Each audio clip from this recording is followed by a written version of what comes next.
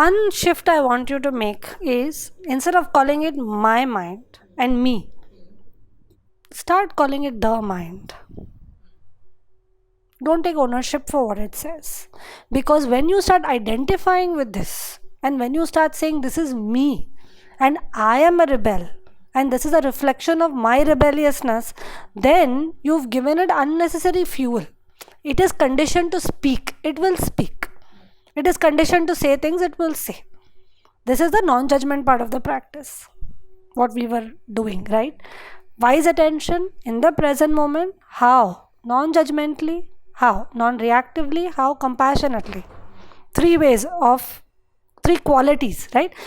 This quality of non-judgment is exactly this. The mind says, this is what I say, and we, instead of saying, I know this is what my mind says, or this is what the mind is saying, we jump onto it saying, this is me. And this is the connection that we are actually trying to separate, because like I said last time, I don't know if I gave you that example of listening to a match on mute.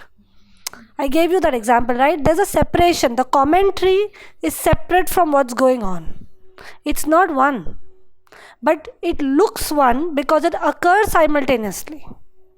It is you breathing, the mind commenting, you knowing the mind is commenting. There are three things happening here, all appearing as though it's one process. You see, this separation of experience for what it is what we are trying to come to. We are trying to understand the separation. So there is breathing. Of course, the mind acts up in immediate trigger to this and says, what do you think of yourself? Sitting, meditating, da da da. It says a story, and there is you knowing the story.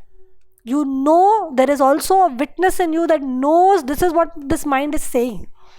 Now the witness is going and identifying and saying, I am saying. There's no separation of... It's not true. Experientially, there are three things happening here. There are three different aspects of you, let's say. But there are three different aspects. The only aspect which is aware is the witness.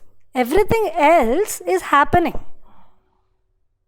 The witness knows that this is happening. The witness knows that there is an attempt to breathe. The witness knows there is a mind that is acting up and saying, stop it, or whatever it is saying, whatever the story is.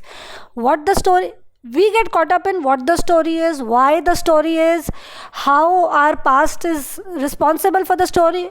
Unimportant, I would say, at some point. The process is more important than the content, which is the mind is speaking, I can watch it. I don't have to believe in it. I don't have to push it away. I have to do neither. I have to not fight with my mind, because that is the next level of reactivity. Push and pull. I can listen to what it says without believing in it, without pushing it away. I don't have to engage. But I don't have to not know. I don't have to shut it off. I don't have to make it quiet. Which means I have to develop the capacity to tolerate it. To tolerate its speech and still be able to act. That's exactly what we are trying to do here. 8 weeks to understand. Lifetime of practice. But the truth is, the more you're able to, it's not a switch. It's not going to one day separate. It's a gradual separation. For a few times it will separate, for a few times it will stay fused.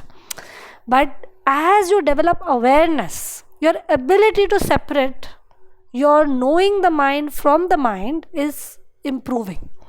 But you understand this immediately, see. It's not taking you any length of time to understand this, right? You get it. When I'm saying that the story is not you, you get it. You all get it?